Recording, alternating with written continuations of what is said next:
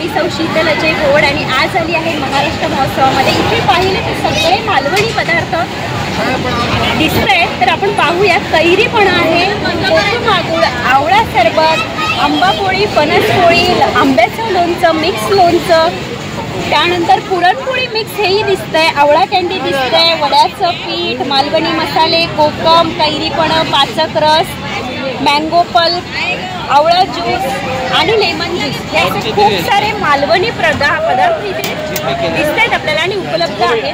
मी एवढंच सांगेन की जर मालवणी माणसाला मोठं करायचं असेल तर प्रत्येक मालवणी माणसाने या मालवणी माणसाला सहकार्य करायला हवं।